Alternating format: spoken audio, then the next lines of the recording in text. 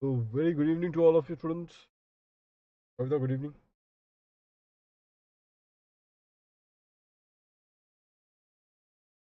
So, students, we will start with this particular part, the second lecture on the time of supply. So, you students, yesterday we have opened up the dialogue on this time of supply, and as you have seen through the questions that we have considered in the yesterday's class, you would have noticed that students, 12.2 and 13.2 are the basic provision or the foundational provision to define the time of supply. For goods it is 12.2, and for services it is 13.2. Aveen, it is 32. And then what is the time of supply, students, in that case? You have seen that also. Students. The time of supply, students, that we have seen in this regard was, if I have to first take the goods into account, then in that case it is earlier of A or B. Earlier of A and B, students. Now what is A, students, in this context? What is A? A is the two invoice dates that we have got. One is the date of the actual issue of the invoice. Students, A is what? The date of the actual issue of the invoice. And then what is B? Oh, sorry, the other date in A is the due date to issue the invoice. The due date of issuance of the invoice. And that due date is given to us by section 31. That due date, students, is given to us by section 31. And if you see, so far as section 31 is concerned, so far as the normal delivery of goods is concerned, the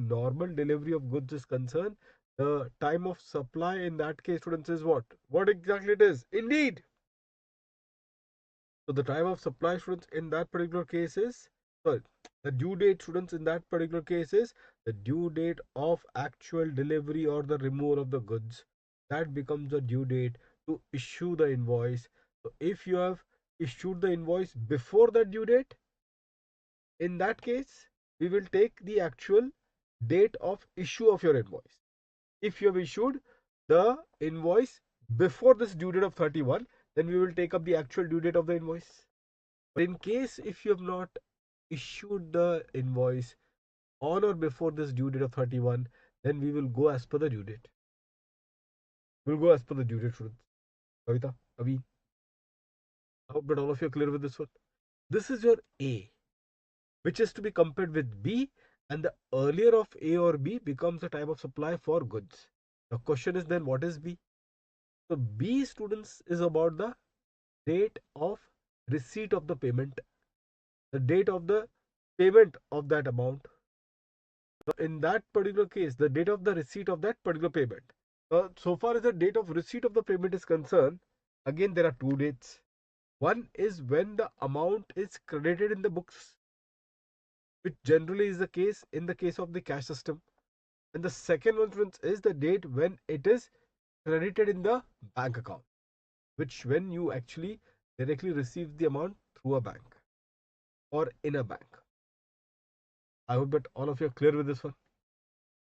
So now between these two dates, students, we have to check into account, and then we will compare it.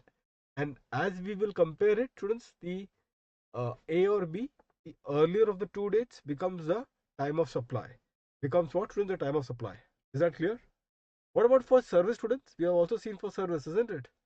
Yesterday we have seen for service, for which it is 13.2. Now, this asks you one question, and that is very important question, students. And the question is that, did you issued the invoice on or before the due date or the period which is specified under section 31? Whether you have issued the invoice on or before the due date or the period which is specified under section 31. Now, under 31, students, be very careful. Yesterday I have taught you also, under section 31, students, if it is a normal supply of service, if it is a normal supply of service, students, in that particular case, we are allowed to issue the invoice under section 31, we are allowed to issue the invoice within 30 days or within 45 days from the date of the provision of service. Within 30 days or within 45 days from the date of the provision of service. If it is a case of what? The normal supply of service.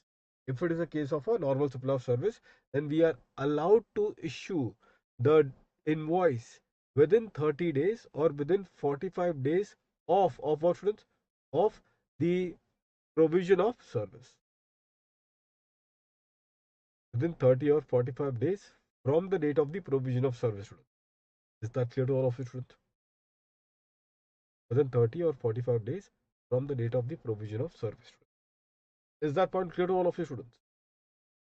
Okay, now the question that I'm asking to all of you is this, that whether you have issued the invoice, when you have actually issued the invoice, did you issue the invoice within this date of section 31, which is 30 or 45 days from the date of provision of service?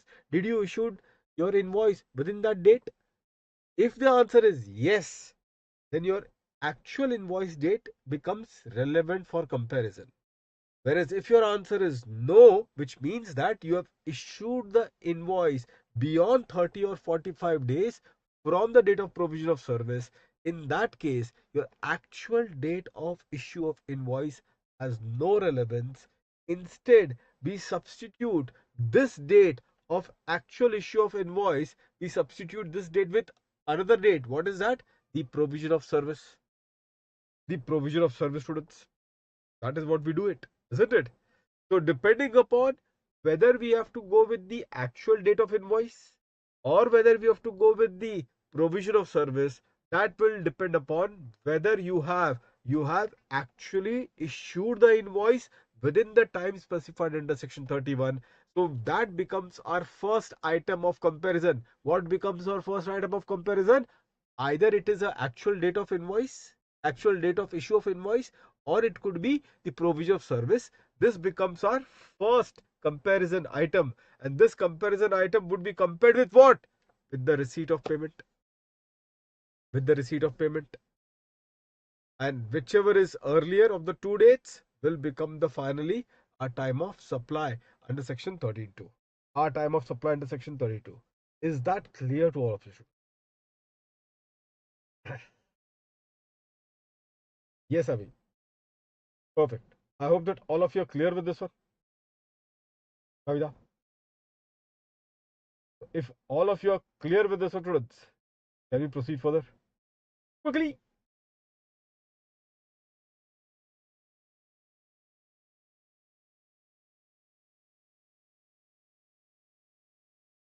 Perfect, students. Now we proceed further, students, today. Now, before we start, students, let's now start with the concept of the continuous supply of service, students. The concept of continuous supply of service. So, yesterday we were focusing on the one-time delivery of goods or one-time delivery of service. That is what our emphasis was all upon in our yesterday's class. Today, students, I will focus on the continuous supply of service as well as continuous supply of goods. That would be our base, and then we will also do the reverse charge mechanism. And I think thereafter, students, a small session will be required for the balance part, which is on section 14 on the rate change and some miscellaneous items. So let's look upon to this, students. I now introduce, students, in this context for all of you in this regard. This would be my question number 4, students. So with question number 4 now, I am putting up this provision first before all of you. What is this continuous supply of goods? So first you write question number 4. Let's give the header. This we are doing for question number 4 in this regard. Everyone, students. Now, in terms of the question number 4, students, if you all see it very, very carefully, what does it imply? So here we have got a time of supply. Let's look upon for the goods. Okay. Now, this is in respect of, students, first and foremost is about the continuous supply of goods. First of all, students, understand the meaning of it. What do you mean by the term? This particular term has been defined in terms of what does it exactly it means, continuous supply of service of goods first. So as the name suggests, students, it is nothing but the supply of goods, that too continuously,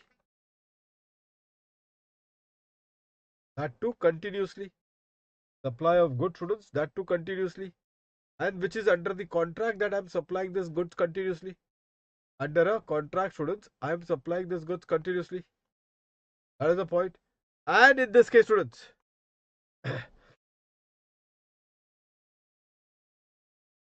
and in this particular case, students, what is exactly the point, students? The supplier, students, is issuing the invoice. Supplier is issuing the invoice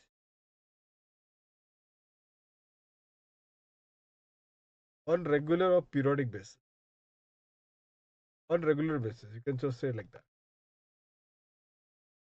This is what is the meaning of the term continuous supply of service. Continuous supply of service. Sorry, continuous supply of goods. Okay. So now again I'm emphasizing, students, to all of you over here. Be careful, students. What is this continuous supply of goods meaning?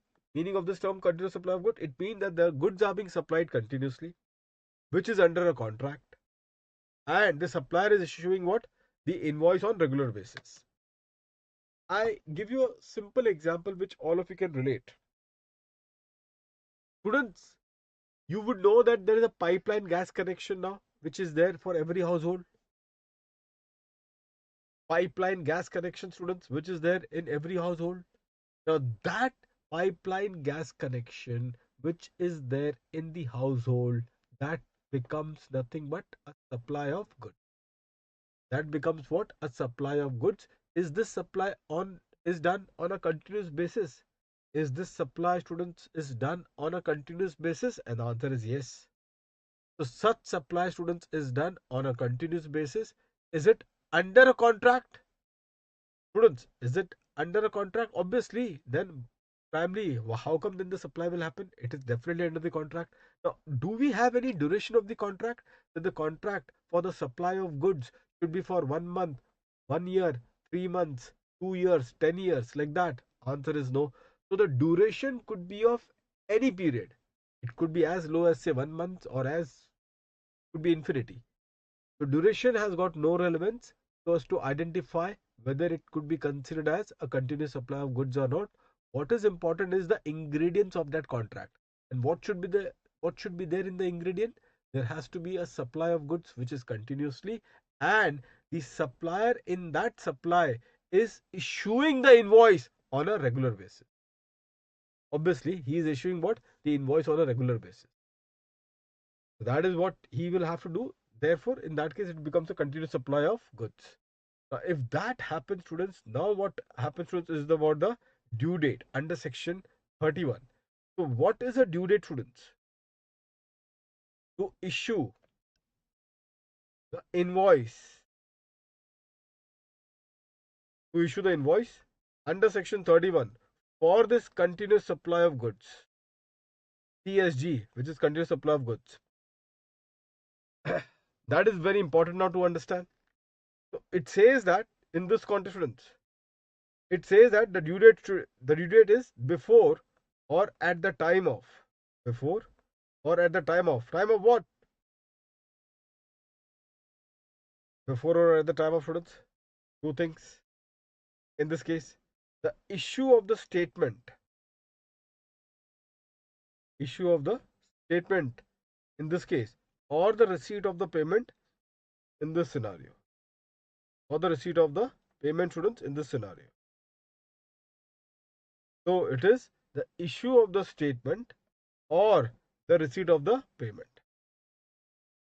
Issue of the statement or the receipt of the payment. Is that clear to all of you, students? Now you will say, sir, what exactly it is? Think logically and think through a common sense point of view. Now, once you are getting that particular students, once you are getting that particular the common the supply of the gas, obviously students, that company which is supplying you the gas, that company will do some reading would be done of the data of your gas which has been supplied to you. So therefore on that basis they will do the reading, and on that basis of the reading they will issue you some statement of your consumption that has taken place, isn't it? So that is a statement that they are issuing it about your the various reading that they have taken place from time to time. So that becomes the due date. At the same time, students, if you know that irrespective of the reading, monthly you are getting a invoice. Sorry, monthly you are getting a bill. That bill makes you to pay, students. There is something which is a periodically they have said, na, in this case. So the periodically, students, what you have to do? You have to periodically keep issuing the invoice. So say for example, every month they are issuing the invoice in this regard. So everyone, now that is a commercial invoice. That may not be a tax invoice at all. That may be only a commercial invoice, students. So in that situation, if they are issuing a say commercial invoice periodically, say every month, that will compel now the person, the recipient, to make the payment on the basis of the invoice, the commercial invoice. Will he make the payment? Yes. And once he makes the payment, now you tell me, students, in this case, whether the supplier will come under the obligation now to at least issue the invoice. If he has not issued the invoice earlier, students, if he has not issued the invoice earlier, then now will he be compelled to issue the tax invoice? And the answer is yes. If he has issued the invoice earlier, obviously you are always welcome. No issue, no harm in that. But if you have not issued the invoice earlier and the person has made the payment, then now you are required to issue the tax invoice for sure under section 31. So it depends upon if the statements are being issued, then on the basis of the statement, the invoice also now has to be released. So students, please understand one thing. If you are giving a statement, obviously with the statement, you can definitely issue the invoice because now you know the consumption. Now you know what? The consumption. And if the consumption is not known, but at least the person has made the payment to you, so whether that also will create an obligation on your part to issue him what? The tax invoice? The answer is yes. That is the reason why, as far as the continuous supply of goods are concerned, section 31 tells you the due date will be either the issue of statement, which happens generally on a quarter basis for a consolidated period that the statements are issued, or the due date would be on the basis of the receipt of payment. The due date would be on the basis of the receipt of payment. This is my due date for the continuous supply of goods. This is my due date for the continuous supply of goods. Now, why this due date is important for us? Because you know, students, in 12.2 what we do? 12.2 time of supply. Please tell me what we do. Time of supply under section 12.2 for goods. What is the time of supply? Earlier of A or B. That is what you know. Earlier of A and B. That is what you all are aware. A or B, as the case may be. And what is A, students? A is again the comparison of date of issue of invoice. Date of issue of invoice. Now this date of issue of invoice is compared with what? The due date of issue of invoice under section 31. Under section 31. The date of issue of invoice, this would be compared with what? The due date of issue of invoice under section 31. And what is the due date of issue of invoice under section 31? I already told you. For a continuous supply of service, what is the due date? I already have told you, students. For continuous supply of goods, for continuous supply of goods, students, the due date would be, as you can see, before what? Before or at the time of. Before or at the time of. Time of what? Indeed. Before or at the time of the issue of statement or the receipt of payment? Have you all copied on up till here? The receipt of payment. Can you now relate to this one, students? Can you all relate to this one, students? Quickly! That exactly the point.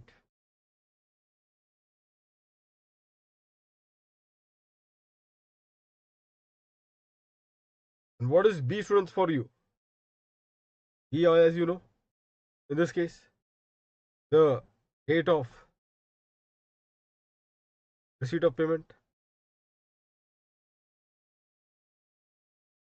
Now, this date of receipt of payment depends upon the books or the bank, whichever is earlier. That already you are aware of it. This is what is the entire loop. This is what is the entire loop, students. Yes, Kavita. If that is the case, students, let's then look into the question. So I am now coming to, students, question number 4 for that matter. All of you get ready with question number 4 now. Everyone.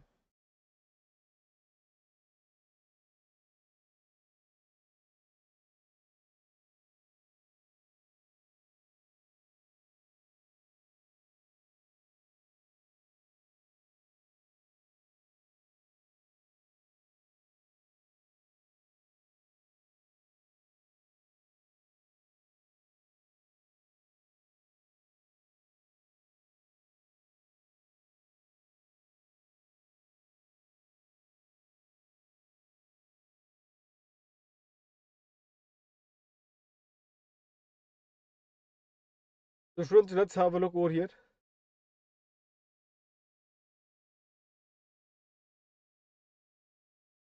Trust Industries Limited has entered into a contract with VST Limited to supply gas via pipeline to VST Limited for a period of 1 year. As per the terms of the contract, please pay attention to this one over here, friends. Trust Industries Limited has entered into a contract with VST Limited to supply gas via pipeline to VST Limited for a period of 1 year. Okay, so that gas by pipeline is that example which I picked up. So supply of gas by pipeline is supply of goods for a period of 1 year. Now that is for 1 year, 3 months, 1 month, 2 months, 2 years, 10 years. We don't know. For supply of goods, the period is irrelevant. What is important is that the supply should be continuous, and the supplier is issuing the invoice on a periodic basis. Now, as per the terms of the contract, this is important. What it is, as per the terms of the contract, VST Limited shall make monthly payment, in the bracket payment for a month shall be made by 7th day of the next month. Okay, so the monthly payment is what is required, that you will have to make the payment monthly. Fine. And point number 2, every quarter Trust Industries Limited shall issue a statement of account showing the quantity and the value of goods dispatched, payment received, and the payment due. So the consolidated statement, students, happens when? On a quarterly basis. Isn't it? The consolidation happens, students, on a quarterly basis. Remember that there is one QRMP scheme, monthly payment, quarterly what? Quarterly return. That QRMP scheme. Something of that sort is what is the terms in the contract. That look, boss, you will, because it is a continuous supply, so you keep making the payment on a monthly basis. However, we will provide you the statement on a quarterly basis. Now, generally, this also happens in the case of internal audit function. In the case of internal audit also, students, when the board meeting happen on a quarterly basis, so therefore the internal auditor has to prepare the report for the internal auditor will have to prepare the report for whom? For the board. So therefore, that statement is what is prepared for the quarter by them. So their particular output is nothing but the statement. So the ultimate result of their output is a statement which the internal auditor prepare on a quarterly basis to be issued to the board But what about the payment? Do they receive the payment also on a quarterly basis? Answer is no, they receive the payment on a monthly basis. That is another example which I have given to you. So statement issued on a quarterly basis, though the monthly payment is what has been received by them. That is the point. So this is the feature or the character of the transaction. Point number three, the differential amount, if any, as mentioned in the statement of account, shall be paid by VST Limited. Okay, so therefore the differential amount would thereafter will be paid later on. The details of the various events are, be careful now. What are the details of the various events over here? August 5, September 5 and October 6. Payment of 2 lakhs made in each month of the quarter of July and September. So monthly payment they are doing it. Monthly payment students they are doing it. And the monthly payment that they are doing it is done on the next month, first week of the next month. Okay. Now when the quarter ends, which quarter? July to September quarter ends, then the October 3rd, they are giving you the statement now. October 3rd, students, they are giving you the statement. Now, in that statement, students, if you see what they do, they have given you 2,50,000, 2,56,000 as the unpaid amount. Now, somebody will wonder, sir, why 2,56,000 of the unpaid amount? I'll explain you. Just come to the last, October 17th. October 17th, students, what he does a balance payment of 56,000. He does a balance payment of 56,000 for that difference amount. Now, please pay attention to this one in this regard. So, every month he is making a 2 lakhs payment. That 2 lakhs payment, which is made on the first week of the month, that payment is related to the previous month, obviously. So, therefore, August month payment which I did, August in the payment which I did in the month of August, the first week of August, relates to the supply of July month. Supply of July month. The payment which I did in the first week of September relates to the supply of August month, so on and so forth. So, students, what has happened is that October 3, when I'm issuing a statement, that is a consolidated part.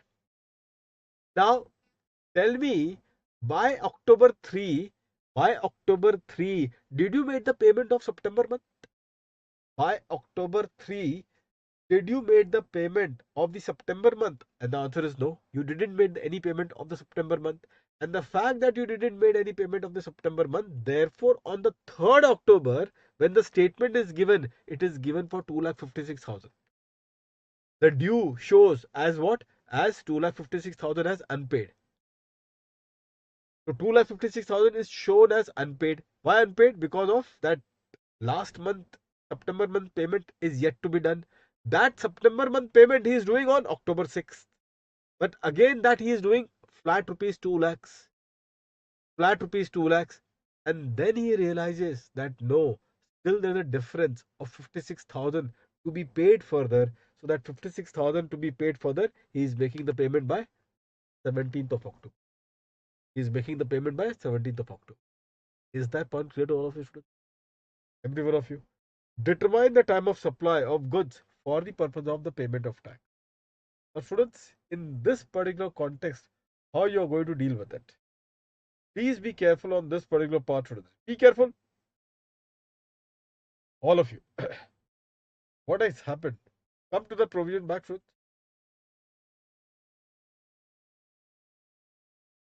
Please come to the provision which you have written.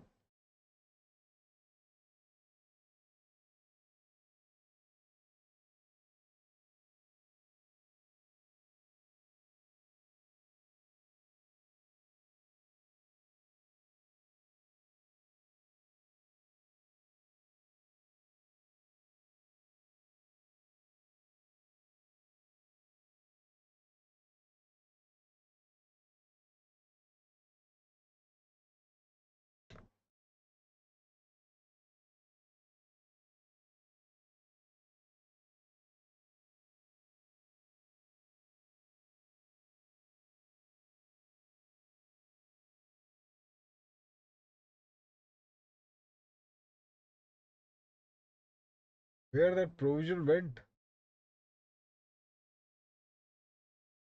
I made you right just now.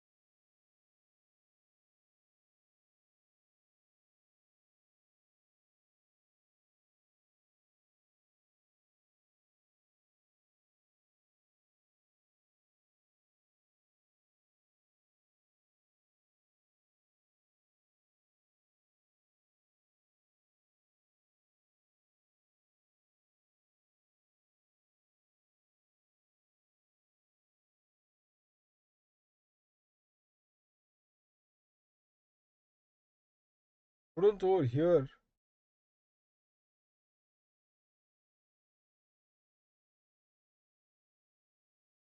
students.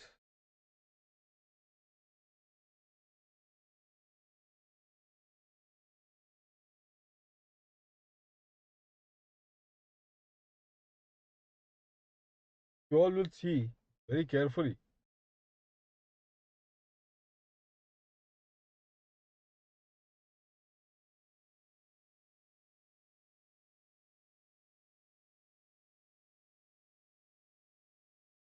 You all will see very carefully, students.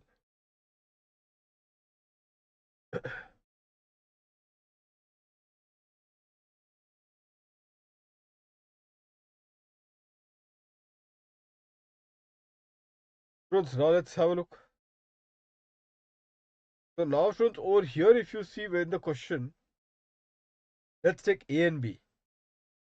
Now, A and B, if you see, friends, what has happened in this regard? First of all, friends, date of issue of invoice. They have not given you when the invoice has been issued in the question, students. This data, friends, if you see in the question, is not given. When actually is issuing the invoice, that has not been given. What they have given is only two information. Which are the two information? What is the date statement issue?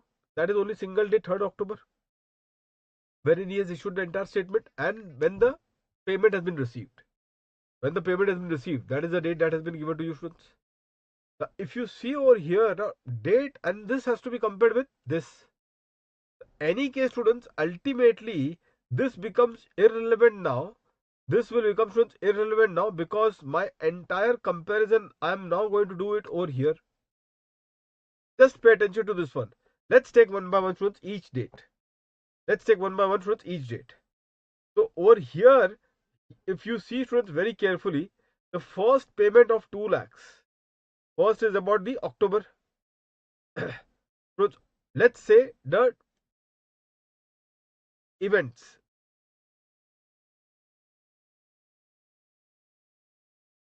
So the first is the hit of August 5th. August 5th. Did the statement was issued? No. Was the payment was received? Yes. In this context, that is the case. Same way, I will just put it over here. What it is? Receipt of payment. Now this is for 2 lakhs. This is for 2 lakhs, students. Now what is the next one, students? Now this is for supply of which month? August. You are making a payment. So payment which you are making is of 2 lakhs. So payment. This is for payment. 2 lakhs payment. Okay. Second one, students. Which is the second one? 5th September. Again 2 lakhs payment.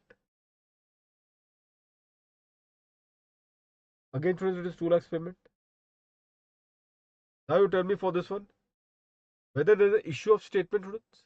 Whether there is an issue of statement, answer is no. Whether there is a receipt of payment, answer is yes. And what about the B part? B, this is only A, huh, students, by the way. This is the B. B is what? Date of receipt of payment. So yes, that is also happening. So any case, the time of supply would be the receipt of payment. Whenever there a hit is of receipt of payment, that is what is going to happen. Now comes students, this is the critical one. The third one. What is the third one, students? The 3rd October, students, in this context. 3rd October. Now this is the statement for the entire quarter. Statement for July to September quarter. In this context. Now this particular statement, students, has happened for the July to September. In this context. July to September. This statement has happened over here in this context. This is not applicable. This is not applicable over here in this context. Now you tell me point number 4, and point number 5, the two other payments. In this case, the payment for students in this situation, the with 6th October, no? 6th October, 2 lakhs payment. So this and this. Point number 5, students, point number 5, 17th October payment. 56,000 difference. 17th October payment, students, 56,000 difference. Fine.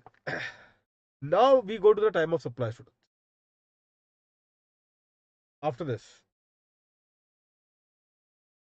Now you tell me, students, what is the time of supply?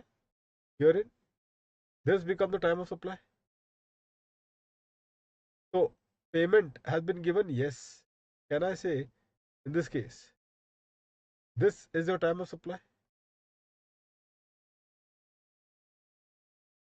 This is also a time of supply?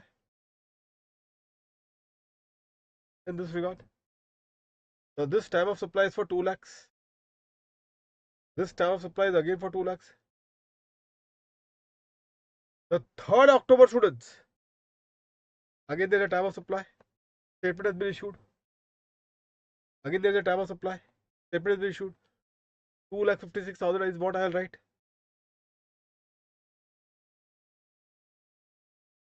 2,56,000 I will write, students. What about 4th and 5th point, students? You need to answer me 4th and 5th. 4th and 5th, students, you need to answer me.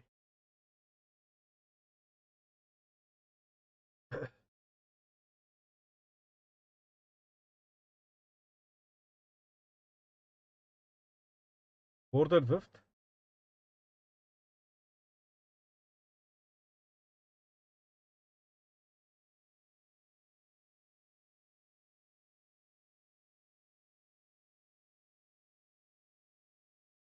In this context.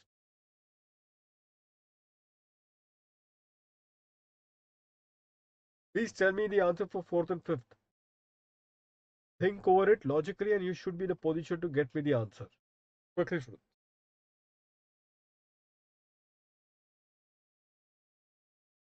For issue number 4 and issue number 5.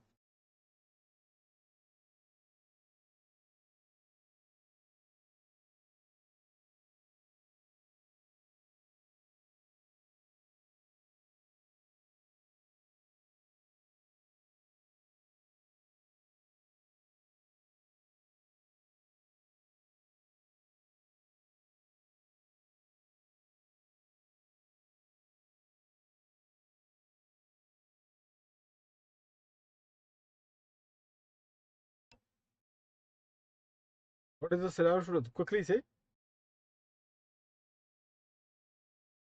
what you are going to say about 4th and 5th. Point number 4 and point number 5. Which is 6th October payment of 2 lakhs. And on 17th October the payment of 56,000. What is that you are going to speak about it?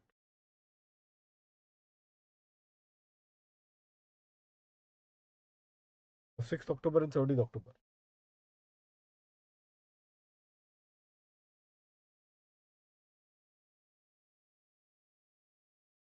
I mean,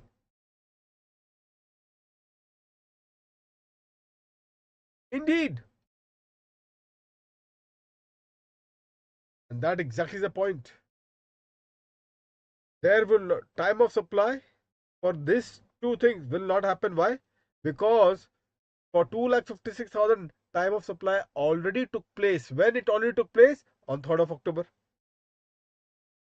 Already took place.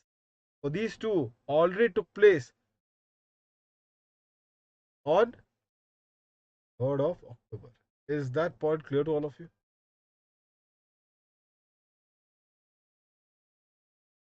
Already took place on 3rd of October. And that exactly is the point. So therefore there is no time of supply again. Or may I say this is a later date? Or let's put it in another way, students. Or let's put it in another way. Or we can say, in this case, the earlier date for rupees 2.6 lakhs was, this is the other way to put it out, students, was 3rd October. 3rd October, which was the date, when the statement was issued, which was the date when the statement was issued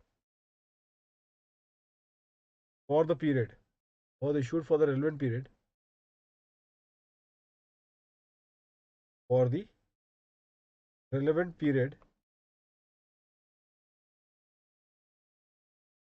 and and the later date, and the payment date was the later date, and the payment date was the later date, and the payment of such amount means 2.56 lakhs of such amount was at a later date, at a later date,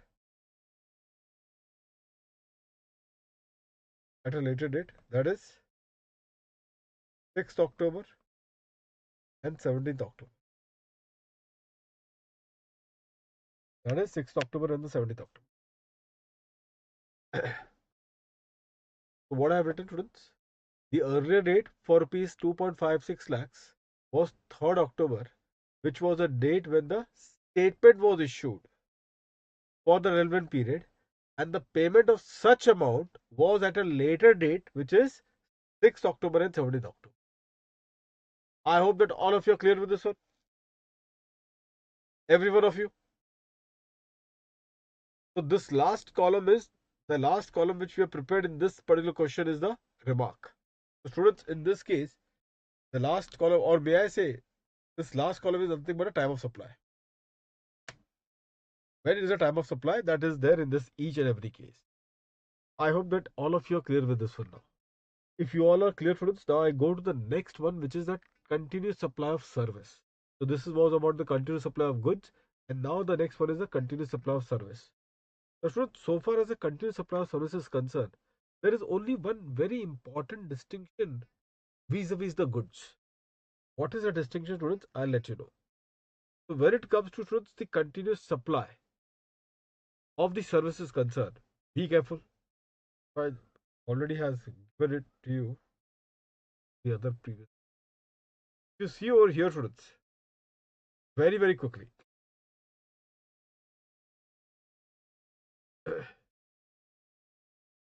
For the continuous supply of service, students. So here, students, as you can see, the normal supply of service, we give the grace period of 30 and 45 days. Students, for the normal supply of goods or service, do we give the grace period of 30 or 45 days? And the answer is yes. We do give the grace period of 30 or 45 days. That is what we do. From the date of provision of service.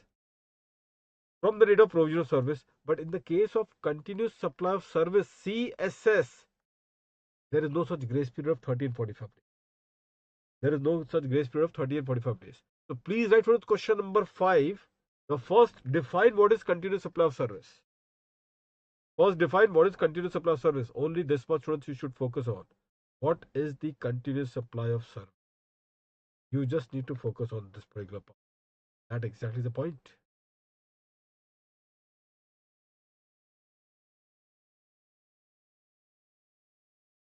Write this definition of continuous supply of service. This is for question number 5. Give the heading question number 5. So you're solving this for question number 5. That exactly the game.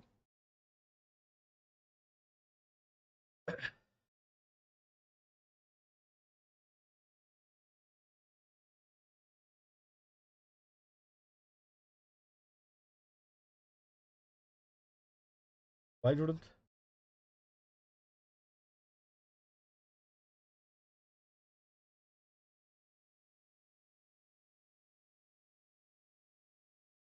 Now if you see over here, students, in this regard, what all that we get it in this context. Be careful. Supply of service continuously, that is there. Under a contract, and that is the real game. Did you realize it? Should be more than 3. This is the real game. Unlike in the case of continuous supply of goods, where we don't have any duration of the supply, of the continuous supply of goods. It could be for 1 month, 15 days, 3 months, 4 months, 10 months, 1 year, or infinity, doesn't matter. But to constitute a supply of service as a continuous supply of service, which should be distinguished with the normal supply of service. How do we distinguish it? The supply of such service continuously should be under a contract, and that contract, students, should be for more than 3 months. That contract, students, should be for more than 3 months. That is the point. And what, students? And with a period payment obligation, periodic payment obligation. So there has to be a periodic payment obligation. That is also there. So therefore, with the periodic payment obligation. So from time to time, the person primarily will have to make the payment of. From time to time, the person will have to make a payment of. Is that clear to all of you, students? So that is what distinguishes a continuous supply of service with the continuous supply of goods. The tenure of the supply should be for more than 3 months. Only then it is a continuous supply of service. Otherwise, it is a normal supply of service. And if it is a normal supply of service, I told you, then section 31 gives the due date to issue the invoice, which is within 30 or 45 days from the date of provision of service. Within 30 or 45 days from the date of provision of service. That is what we all are aware of it. That is what we are all aware of it, students. Isn't it? This is exactly the point. This is exactly the point, students. Now, coming on this particular part of the continuous supply of service, students. So, supply of service continuously plus under a contract of more than 3 months plus within a periodic payment obligation. Now, due date for issue. So, due date for invoice, students, section 31. By when the due date, what would be the due date of issuing the invoice? Section 31. Section 31 tells you this. Be careful. Please pay attention. It asks you a question that is that under the contract, is the due date to make the payment specified? Under the contract, is the due date to make the payment specified? Like if you see in the last particular question for the goods that we did, you are supposed to make the payment, say, on 6th of every month. On 6th of every month. So in that case, we will say that yes, the payment of the due date is ascertainable or it is specified. If it is specified, then what, students? Then the due date of the payment under the contract will become the due date to issue the invoice under section 31. For which? For the continuous supply of service. If the due date of payment is ascertainable, is that clear to all of you, students? But if you say that no, sir, the due date of payment is not ascertainable. The due date of payment is not ascertainable is what you say, which means that the contract doesn't specify you primarily on which date you have to pay. Okay. However, students, if you know, in the case of construction contract, You know, in the construction contract, how the payments are made, construction linked. So although the payment is not the date is not told to you when you have to pay, but the event is defined. If on happening of this event, you need to pay this much. So if the date is not ascertainable, but the event has been specified, which will obligate you to make the payment. If that is the case, then students, then see here, if the due date is not ascertainable, students, can you see that? If the due date is not ascertainable, then what we have written? Payment linked with the completion of event. If it is a payment which is linked with the completion of event, and if the answer is yes, then what will be the due date to issue the invoice under 31? The due date to issue the invoice under 31 will be the due date on or before the completion of such event. The due date on or before the completion of such event, that will become the due date, students. Now this will be compared with what? This will be compared with the other case. What is the other case? As an example, if I give you, I tell you that, look boss, looking at your position, I cannot tell you or I cannot compel you to make a payment on a particular date or on a completion of a particular event. But at least as a matter of a courtesy, as and when you get money, please keep making my payment. As and when you get your money, you means the recipient. I'm talking to the recipient. Okay. So what I'm telling as a supplier that look, looking into your financial condition, I cannot tell you what, when you should make the payment. I cannot specify the date. Neither I can specify the event on which you should make me the payment because your financial conditions are not sound. So I can't tell you that under the contract.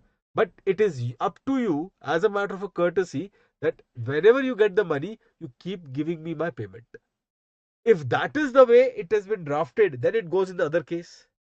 And if it is going in the other case, students, then the due date, as you can see, the due date on or before the receipt of the payment. The due date on or before the receipt of the payment. This is what it happens. And in that situation, students, it becomes what? The due date on or before the receipt of the payment. I hope that all of you are clear with this one. Every one of you. So whenever the recipient makes the payment, it is at that point of time or before that that the invoice should be issued to the recipient. The invoice should be issued. That becomes the due date under section 31. Once the due date is known under section 31, again I'm repeating, students, this due date, students, of invoice under section 31 depends upon whether the payment date is mentioned in that particular contract or not. If the payment date is mentioned, then the due date under section 31, the due date, students, under section 31 will be the date of payment. The date of payment, students. Okay, the due date of the payment. So that becomes the due date under section 31. If the due date is not ascertainable, means it is not specified when you have to make the payment, but the event is specified which will create an obligation on the recipient to make the payment, then the due date to issue the invoice under 31 will be on or before the event take place. On or before the event take place. And if it is the other case, which is not ascertainable, and it is the other case, which I gave you the example, then the due date to issue the invoice will be on or before the receipt of the payment. Okay, now once you know the due date of invoice under 31, now this is for service, students, this is for service. Once you know the due date of issuing the invoice for service under section 31, then please recall now. Please recall now. What is section 13.2? Yesterday we did 13.2. 13.2 is a time of supply. 13.2 is a time of supply for service. So what I taught you yesterday? For time of supply for service? We have asked one question. What is that question that we have asked? That whether the invoice is issued, whether the invoice is actually issued on or before the due date of section 31? On or before the due date of section 31? And if the answer is yes, it is issued. Yes, it is issued. Then the time of supply would be earlier of the date of issue of invoice compared with the receipt of payment, whichever is earlier. And if you say that no sir, the invoice has been issued after the date, the invoice has been issued when, students? The invoice has been issued after after the due date under section 31, then what is the time of supply under section 32? Time of supply under section 32 is the earlier of the following two dates. Which is the following two dates? A. A is the provision of service, date of provision of service, and what is B? B is the receipt of payment. So earlier of these two dates becomes the time of supply. I hope that all of you will be considering this one. Kavita is asking, sir, whether 30 and 45 days. 30 and 45 days concept is only applicable for the normal supply of service. For the continuous supply of service, we don't see that 30 and 45. So the due date, once a due date is this is the due date.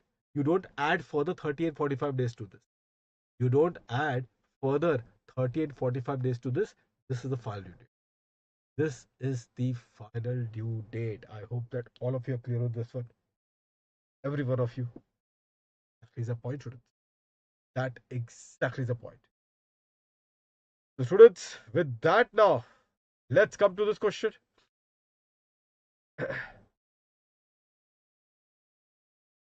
Question number 4. Sorry, question number 5. Students, all of you.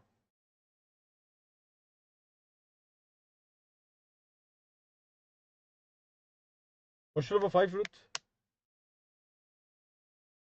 Renudut Limited enters into a contract with XYZ Limited on 2nd July 2022 for a period of 2 years for construction of a new building to be used for commercial purpose. Construction of new building, students, to be used for commercial purpose for a total consideration of 150 lakhs.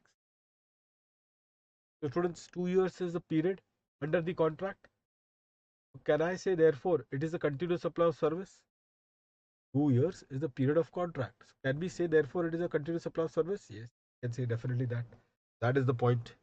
Now, if you see, as per the terms of the contract, Renudut Limited is required to make the payment at different stages of completion of building. So, as per the terms of the contract, so now you tell me, go to the continuous supply of service, section 31. It talks about when the due date, what is the due date to issue the invoice? What is the due date to issue the invoice? It talks about two things. Point number 1 is what? Whether the date is it ascertainable or not. That is the point which has been there. Whether the date of payment is ascertainable or not. In this case, it is not ascertainable.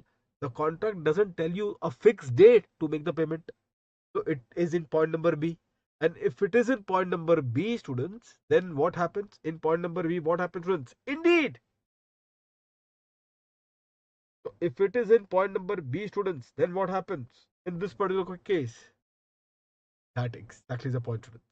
In point number B, I told you whether the if the payment date is not ascertainable from the contract, but is the payment linked with the event? Is the payment linked with the event? Answer is yes. The payment is linked with the event. And the fact that the payment is linked with the event, what is the due date to issue the invoice under 31? The due date to issue the invoice under 31 would be the date of on or before the date of such event. On or before the date of such event. I hope that all of you are clear with this one. So therefore, that becomes the due date to issue the invoice under 31. Let's see. Determine the time of supply using relevant details given as enter. So you have to determine the time of supply in these cases.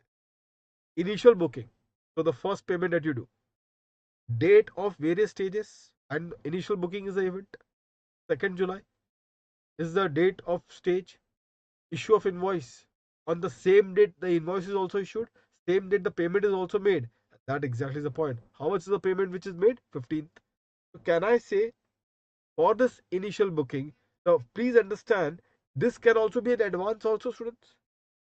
Initial booking means what? I have not yet started my supply. Students, I have not yet started my supply and I am taking the amount from you. Can I say this initial booking could also be considered as an advance? for the argument's sake, can we say that this initial booking could also be considered as an advance? I have done nothing. You are paying me for construction of a building. What you can see right now is only land. What you can see on my side is only land. There is no construction which I have done yet. And I am taking money from you. First you pay me the money, then I'll start the construction. What does it mean? It is an advance. If it is an advance, then whether the advance can that be considered for the purpose of determining the time of supply? The answer is if it is towards the supply of service. If it is towards the supply of service, then yes. I told you yesterday, I'm repeating this point again. If it is towards the supply of service, then definitely an advance which has been paid definitely can be considered for the purpose of determination of time of supply for that particular amount which has been paid as an advance to you. For that particular amount which has been paid as an advance to you. I hope that all of you are clear with this one. Avi, Kavita, that's exactly the point. But if this would have been a supply of goods and there would have been an advance, ignore. Ignore it, students. So yes, time of supply is 2nd July. For this 15 lakhs, time of supply is 2nd July. Come to 50% completion, students. Now what is this 15th of March? That is the date, the stage, the event. 15th. So can I say therefore, students, 15th of March is the event. Be careful. What is 15th of March? Is the event. Which event? The event which means 50% of the building is completed. When 50% of building is completed? On 15th of March. So therefore, as per section 31, when you are supposed to issue the invoice? As per section 31, students, when you are supposed to issue the invoice? On or before 15th of March. On or before 15th of March. But now let's check when you have actually issued the invoice. Let's check when you have actually issued the invoice. So date of issue of invoice is the second column. Date of issue of invoice is the second column. So when you have actually issued the invoice? 22nd of March 2023. 22nd of March 2023, students. So we know that so now if you see, students, just in this case, come back on this one. So can I therefore say that the actual date of issue of invoice, is much beyond the due date? Is much beyond the due date, students? Can we say so? The answer is yes. So if it is beyond the due date, students, then what is the comparison that we do? If the invoice is issued beyond the due date, then what is the comparison that we do? The comparison that we do is with the date of the place of supply. Sorry, the date of provision of service. The provision of service date is then compared with what? The receipt of payment. If this invoice would have been issued, if this invoice, students, would have been issued on or before the date of supply, on or before the date of, if this invoice would have been issued on or before the event date, then in that particular case, students, we would have taken the date of issue of invoice, which would have been compared with what? With the receipt of payment, whichever is earlier. But the fact that this particular invoice has been issued after the due date of 31, therefore, we will now compare A, which is the date of provision of service, with B, which is the actual receipt of payment.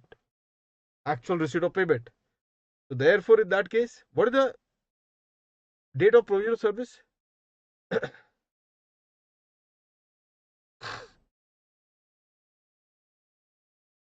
So date of various stage. So see this column.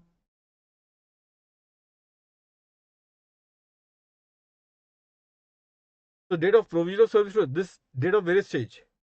So various stage. So therefore it is 15th of March, students. This is the date of provision of service. So that also becomes the date of supply. The date of completion of the event is the completion of that much portion of service also. Isn't it? That much portion of service also. So therefore, we will take 15th of March, which is the date of provision of service of 50% of the supply of building. Kavita. Now that will be compared with the actual payment. The actual payment, students, is received on 29th of March. Whichever is earlier. What is earlier? 15th of March. I'll tell you the presentation, but right now only you are going to, let's try to only discuss, then you will write. Right, only focus on the provision now. Next event, students, is 75% of completion of building. 75% of completion of building, students. Can you see that? So therefore 75%. So when the invoice should have been issued, the due date of the invoice should have been, students, what? On or before the 75% completion. So when the completion has happened, 20th of June. When the invoice should have been issued, on or before 20th of June. But actually when you are issuing the invoice, 24th of July. That is the actual date. So your actual invoice is issued after the provision, after the due date of the issue under section 31. After the due date. So if that is the case, then what is the time of supply? Time of supply would be the date of provision of service. What is the date of provision of service? 20th of June. That will be compared with the date of payment. What is the date of payment? 23rd of July. So 20th of June will be compared with 23rd of July, whichever is earlier. So what is earlier? 20th of June. I hope that all of you are clear with this one. Let's take the last one. 100% completion today. 100% completion. So that event has happened on which date? 30th of September 2023. If that event has happened on 30th of September 2023, when you should issue the invoice? For the purpose of due date under section 31, when you should issue the invoice? You should issue the invoice on or before the event date, which is 30th September. So you should issue the invoice on or before the event date, which is 30th September. Did he issue the invoice on or before the event date 30th September? And the answer is yes. He has indeed issued the invoice on or before the event date, that is 30th of September. So if that is the case, if he has issued the invoice on or before the due date, tell me the time of supply under 13.2. So time of supply under 13.2 would be the date of issue of invoice, 30th September. That will be compared with what? Compared with the receipt of payment. So when the payment is received, 20th of September. 20th of September, whichever is earlier. So what is earlier? 20th of September is earlier. So for 40 lakhs, we'll go with 20th September. Is that point clear to all of you? Is that point clear to all of you? Everyone? So now, students, let all of you present the answer. Now the time has come for presentation. In this case, in this regard, students, please write. This particular point, students, this is very important. Make no mistake. This as a note, students. Make no mistake for the note. And what is that? Whether it is a goods or whether it is a service. One-time supply that we discussed yesterday, 12.2 and 13.2. That is the reference of the provision. If it is a continuous supply, also, students, it is 12.2 or 13.2. Only thing that changes is the due date of 31. What changes, students, over here? The time of supply provision doesn't changes. Did you realize this part? The time of by virtue of this chart, what I'm trying to tell you is that the time of supply provision doesn't changes. If it is a one-time supply or if it is a continuous supply, the time of supply provision remains the same. What changes is section 31 provision. The due date to issue the invoice. That change. So therefore, my presentation will remain the same. The way that I taught you yesterday, the presentation or how you present your answer, that will remain the same. Only thing that you need to always keep in mind, what will change is that due date of section 31 in the case of continuous supply of service. And the due date already you have defined now. Now for the service, the same provision, the way you have written yesterday also. Time of supply under 13.2. Whether the invoice is issued within the due date of 31. This is our question. No? This is our question, students. Whether the invoice is issued within the due date of 31. The question answer can be yes or it could be no. If it is yes, then students, what is the time of supply? If it is yes, then what is the time of supply? Date of issue, the date of issue of invoice compared with the date of the date of receipt of the payment. The date of issue of invoice will be compared with the date of receipt of payment. For which question you are answering it? The question that you are answering is if the invoice is issued within the due date of 31. If the answer is yes.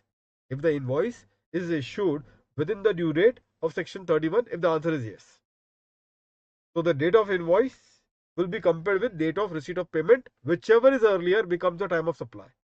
Whichever is earlier becomes the time of supply. Is that clear? If the answer is no, friends, if the answer is no in this case, then which means that the the the date of issue of invoice is beyond the due date of 31. Beyond the due date of 31. Then in that case, you take the date of provision of service and compare it with what? The date of receipt of payment. Compare this with what? Date of receipt of payment. Have you completed up till here, students? Please tell me, and then we'll go with the facts of this question number 5. Facts of this question number 5. Have you all completed, students? Quickly.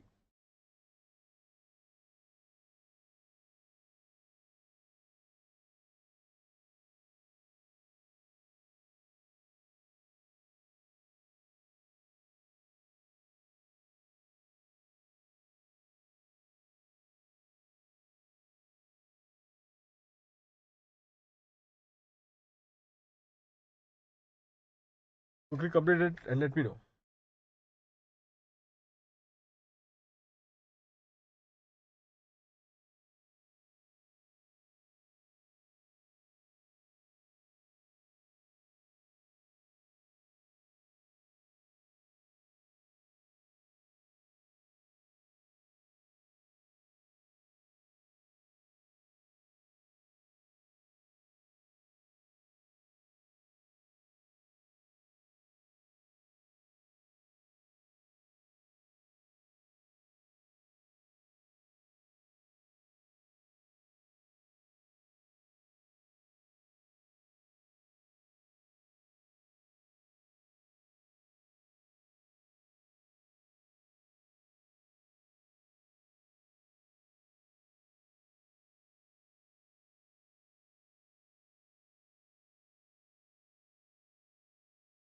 Completed.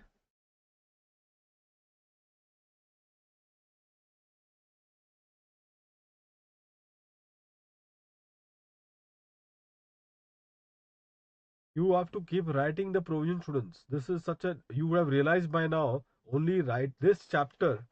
You understand one thing. I might, all the understanding is one thing, logical part is another thing. But this chapter will require you write and practice, write and practice, write and practice. This is the strategy for this topic. Every topic has its different strategy. This is one of the strategy of this topic. This is not a topic which will be like your valuation. You remember 15.2a, 15.2b, 15.2c, 15.2d. And based on that, why you can remember, you can apply through the logic and you can just try to portray this one. You can't do this over in this topic. You need to write the provision. And how do you write? Don't write in the normal sentence form. You have to write the way I have presented it for you. This is the only way to break this chapter. Otherwise, it's such a slippery topic. Just like a water on the ground make the ground slippery. This topic is like that only. It will not give you the solid foundation unless and until you write this particular topic.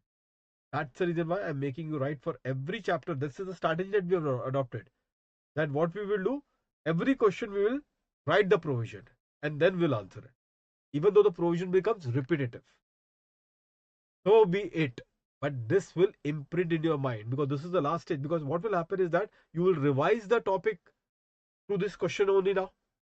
Now, when you do your final revision, you will revise the topic through this question only. And you will find in this question the breakup of the provision. And that will help you to revise it and remember it and retain it for your examination day. This is the ultimate strategy. Ultimately, that we are doing it. For every question, we have done it in this way. And that is the entire trick that we are doing it. So now, students, if you see over here in this context, be careful. So let's start taking the event, students. Event are First is the event is the initial booking. What is the date of invoice? Due date of invoice and date of invoice, actual date of invoice. That has been told to you. So over here, if you see, due date of invoice is 2nd July. Actual date of invoice is also 2nd July. So that is it. So it is issued within that time frame of due date. It is issued within the time frame of due date. So therefore, 2nd July and 2nd July. And the payment date is also 2nd July. Students, this I am, you say, sir, why are you preparing this? By the way, why are you preparing this? One can ask this question. This I am preparing, friends, because in this question, please be careful. Compare this question with the job work question. In the job work question, students, we knew that in the job work question, students, if you remember that yesterday's job work question, we knew that the question has got only one thing, that this particular service has the issuance of invoice, I think it was before due date, if I'm not mistaken. So there was only one thing. Every particular item was for before due date. So therefore, I don't have to make such distinction. But here in the case of continuous supply, students, be careful. In the case of continuous supply of service, some of the event may have the invoice being issued within the due date of 31, and some of the event may have what? May have the invoice being issued after the due date of that event. Whereas if it is only single supply, what we discussed yesterday, if it is only a single supply, what we discussed yesterday, students, in that case, you will have either the invoice is issued within the due date or the invoice is issued after the due date. That is what it will be. Think logically why we are presenting like this. Every presentation has its own logic. So can you now compare why we are doing it? We just need to see over here the due date of invoice and compare this with what? The actual date of invoice. Because for each event, this could be a situation that in one case we have seen in this question. Like in first case, the invoice is issued on or before the due date. So we are writing the answer. Where we are writing the answer? Here we are writing the answer. 2nd July. On or before the due date, I'm writing it over here. And then I'm comparing with the actual due date. And then what is my time of supply? This becomes my time of supply, 2nd of July. That becomes my time of supply. Come to the second point. The second event, 50% of completion. In the 50% of completion, the due date of invoice is what? 15th of March. And actual date of invoice is 22nd of March. 22nd of March. Did you issue the invoice within the due date of 31? No. So where I'm going to write the provision? I'm going to write here. And what is this provision? The provision then becomes the date of provision of service. What is the date of provision of service? 15th of March. And what is the date of receipt of payment? 29th of March. 29th of March. And then what is the time of supply? 15th of March in this case. Take the third one. 75% of the completion. What is the due date of issue of invoice? 20th of June. When that invoice was actually issued? 1 month after, 24th of July. So therefore again, in this case, this too is nil. And then I come to the last category. Here in 20th of June and 24th of July. So what will be the time of supply? Time of supply would be 20th of June. Time of supply would be 20th of June. And finally 100% completion 30 September, 30 September. So is the invoice issued on or before the due date? Yes. Therefore, I'm going to go with date of issue of invoice. That will be compared with the date of receipt of payment. Time of supply would be date of receipt of payment. Did you all got this one or not? Tell me one thing. Now, every one of you can appreciate why I'm doing the presentation here like this, where I'm defining three events together. This. I'm giving this one before this. Why I'm giving it now? Every one of you are clear with this one. As compared to yesterday's question on that job work, question number 17, or that question number 15, which has been given to you as a homework, or question number 13 that we did. I think 15 or 13, whichever question that we all did. So now all of you are clear with this particular point on the presentation part, the logic behind this presentation. Because it is a continuous supply of service, and because it is a continuous supply of service, therefore you have seen that for one of the event in that continuous supply, the invoice was being issued on or before the due date of section 31. So therefore the time of supply provision will be different as compared to that in the other event the invoice was issued after the due date of section 31, and therefore the time of supply would be different. Hence the reason of this presentation. Question number 13. Yes, Kavita. So please do this comparison why we are presenting over here. So we should, in your particular notebook, you should, when you revise it now, students, you should revise this with 13 now. Did you all got this one? Why I am making you revise this with 13 together? So that you can appreciate why the difference is there in the presentation. Provision is the same, no? But then somebody will say, sir, how did you know that this is how the presentation is to be done? Otherwise, if you don't do the presentation like this, I'm telling you, you'll waste 10 more minutes in your examination. Then for individual level, if you start writing the provision, please take it from you, 10 minutes is lost. Your 10 minutes is lost, students, if you start writing individually for everyone. Because it will then lead up to multiple duplication. Chances are also very high that you might do a lot of silly mistakes in that. Now, by virtue of doing this, can you do a silly mistake? No. Do you save time? Yes. I hope that every one of you are now clear with this one. Have you done that comparison? Refer this with that question together. Now, when you do a revision, this is what you do it. With that, students, we are through with this particular part of the continuous supply completely of service. Now, I come to my this next particular part, which is the last particular part of the day, which is on the reverse charge mechanism, students. On the reverse charge mechanism. Now, so far as the RCM is concerned, students, over here. So here is a question number 6. Suddenly my ink has stopped.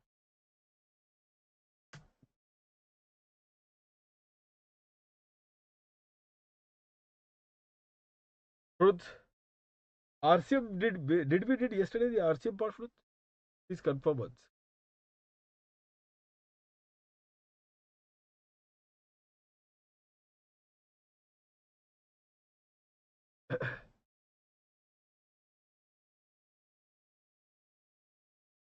Did we did RCM, students, earlier?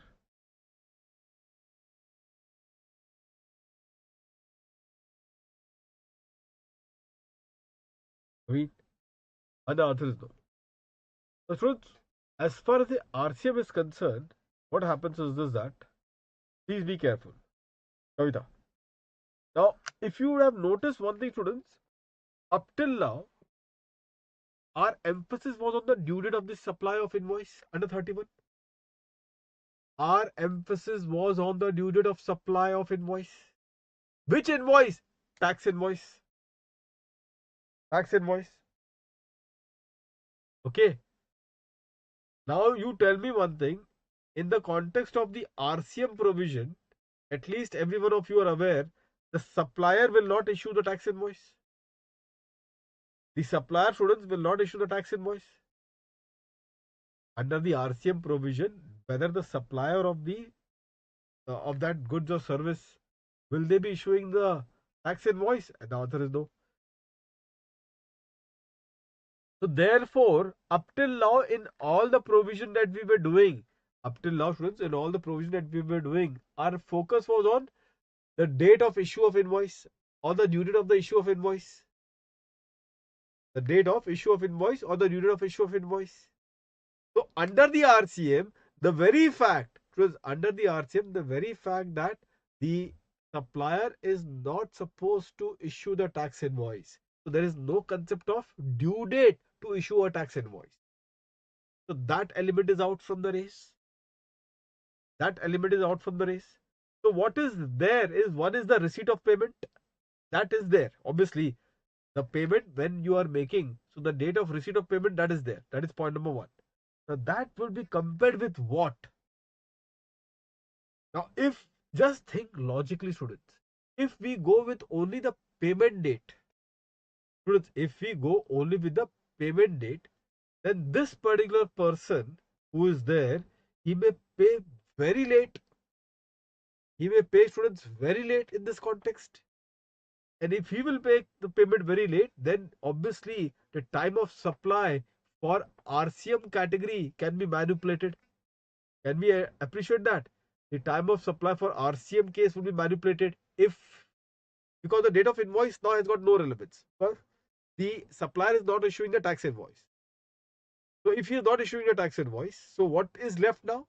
What is left now is the date of payment by the recipient. Now, if the date of payment of recipient is only kept as a base for arriving at the time of supply, then obviously this time of supply can be manipulated under the RCM. Why? Because I might deliberately issue the invoice very later on, and hence they have given you an upper limit. An upper limit, students. And what is an upper limit? Can you see this point number B? 61st day from the supplier's document.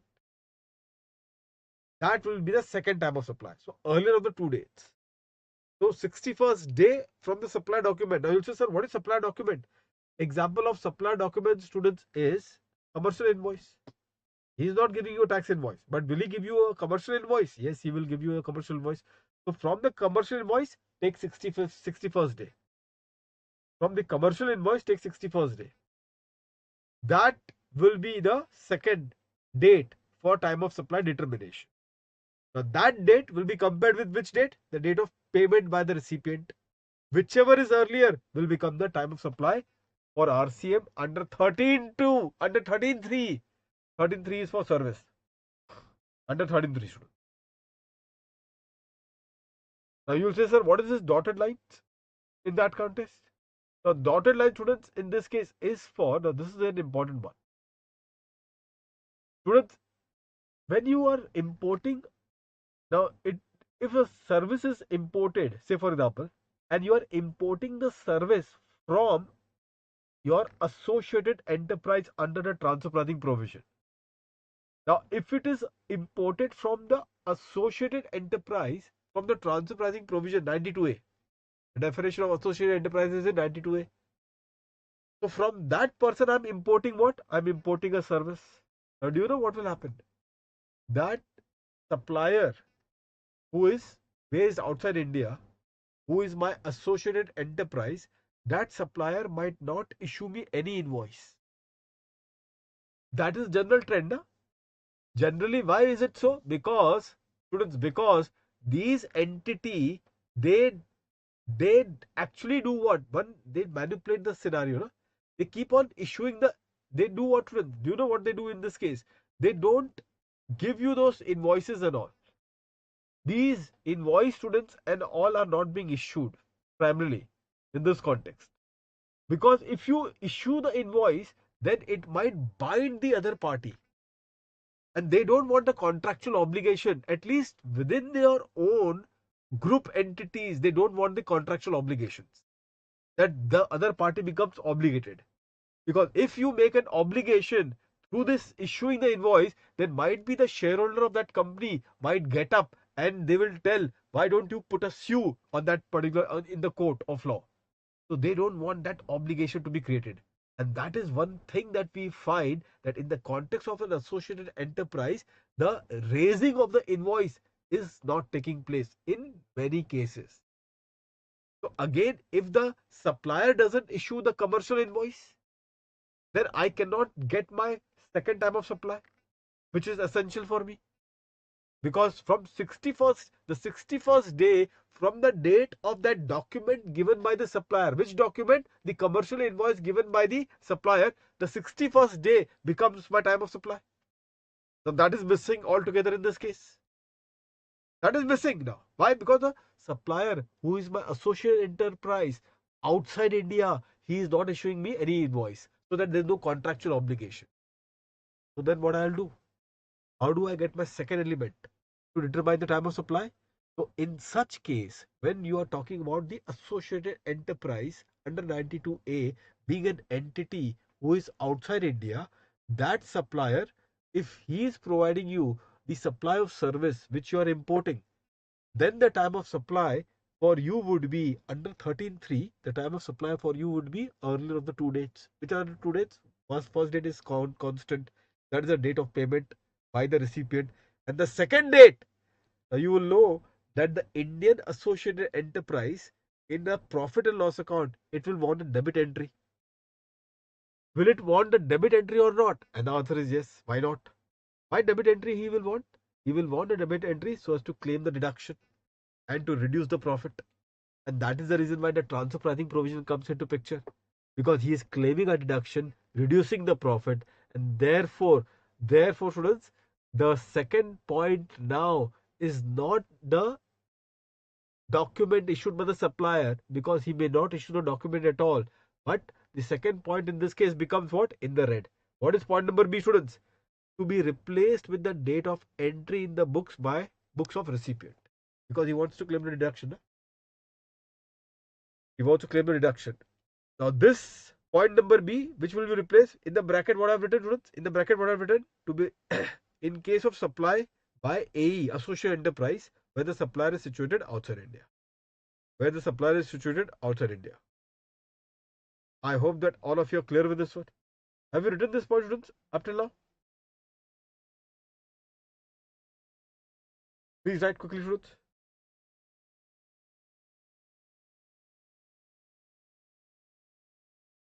Supply of service under the RCM. This is for question number 6, students. Students, this is for question number 6.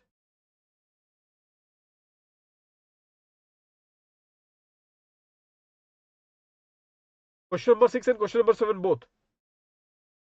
Students, please define. This is for question number 6 and question number 7 both. Give the heading question number 6 and question number 7 both.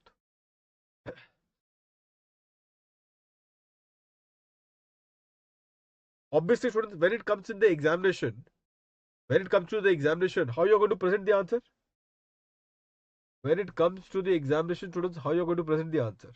The answer presentation, students, all of you are aware. If it is nothing to do with associate enterprise, then don't write anything what I've written in point number B in red.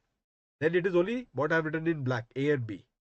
But if the question is about associate enterprise, students, then your B has to be in red, which I have already have put up in this case. B has to be in red. I think that much common sense all of you will apply the examination.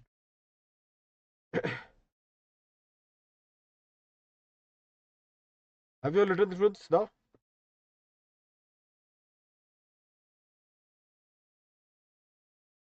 Can we solve the question now, students? You're through with this.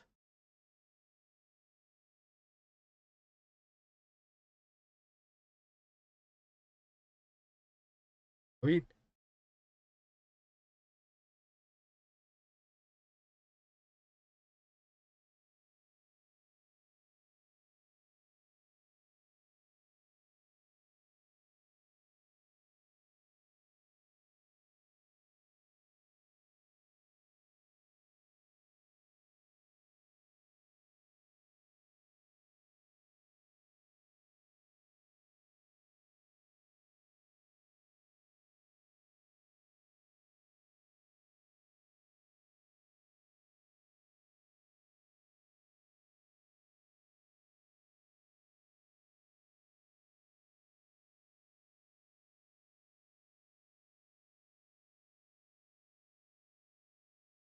This is for service. Again, I'm repeating, this is for service. Reverse charge mechanism for service. The one point number B, which is in black, is a normal reverse charge mechanism. The one which is there in point number B, which is in red, that is in the case of associated enterprise supplying the service, and I am importing the service. That is what is point number B is all about. For associated enterprise, A will be the same for both the cases. So B to be replaced with the date of entry in the books of recipient.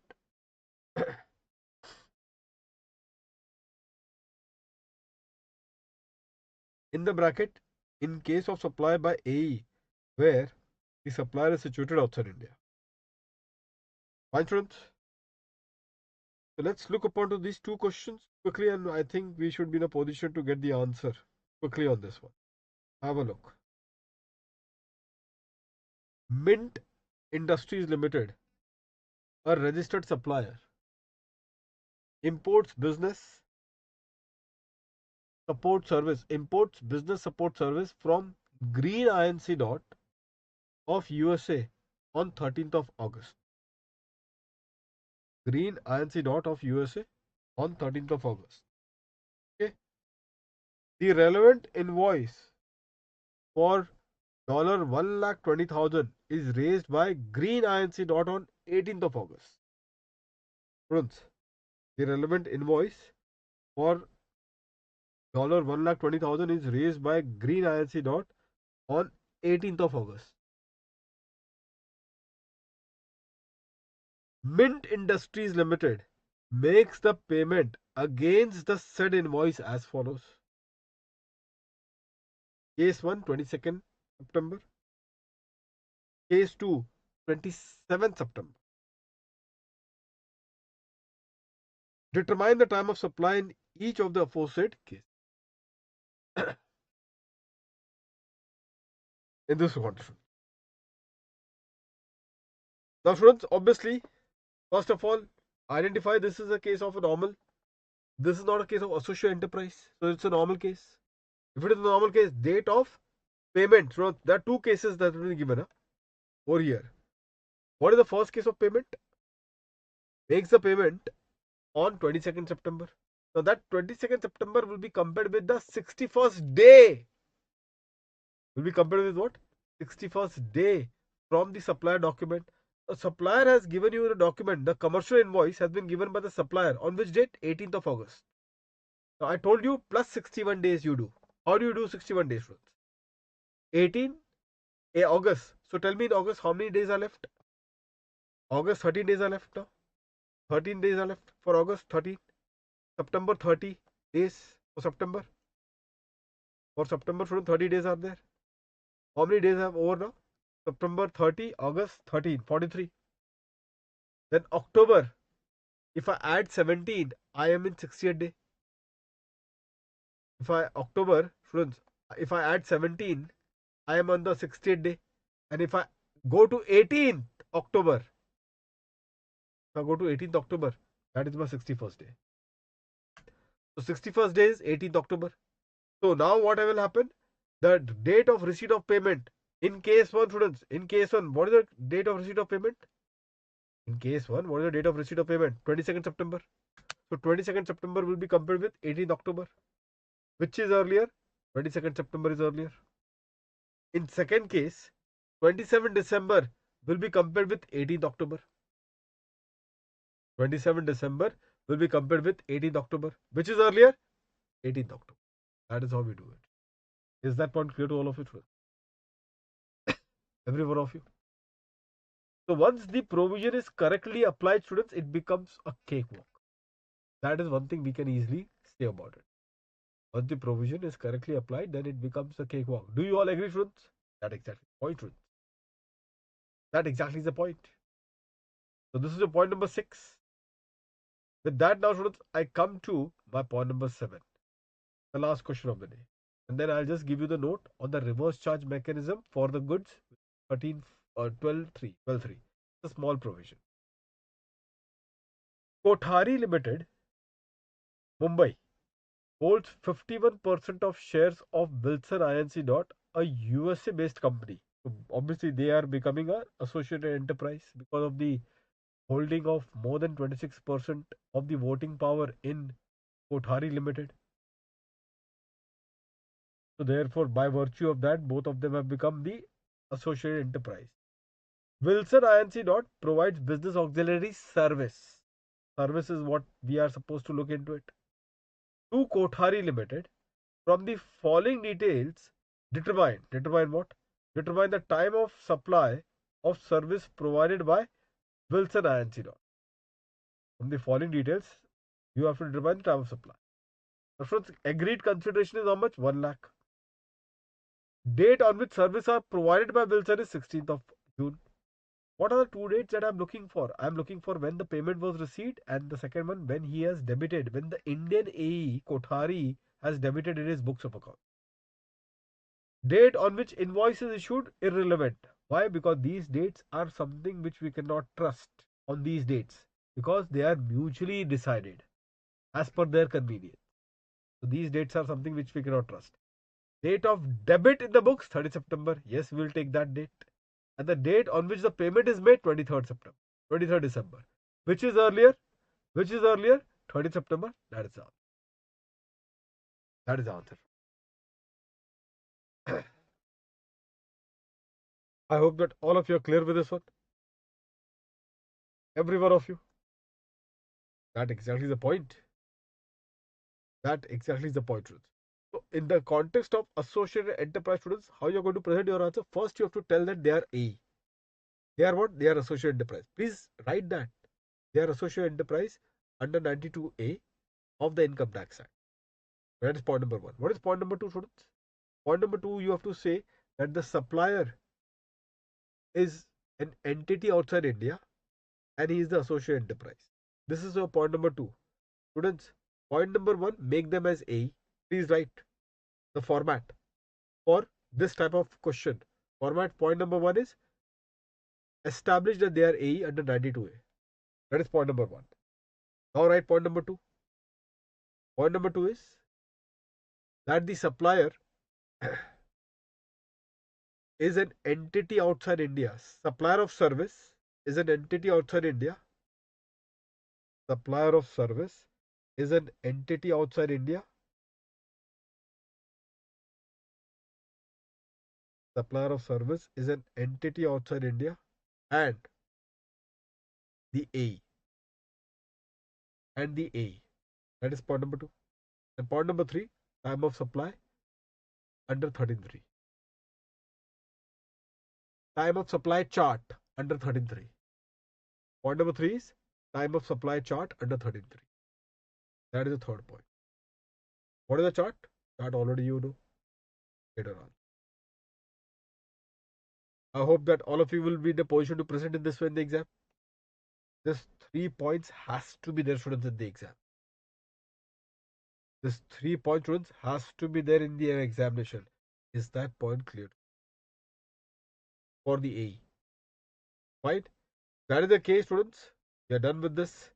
And now, students, just write the 12.3 goods RCM. What is the time of supply, students, in this case? What is the time of supply, students, in this case? So, goods RCM, there are 3 events. See that, students? For the 12.3 goods RCM, students, there are 3 events. Which are the 3 events? Date of receipt of the goods. So, just all of you just comment on this one. Just a second.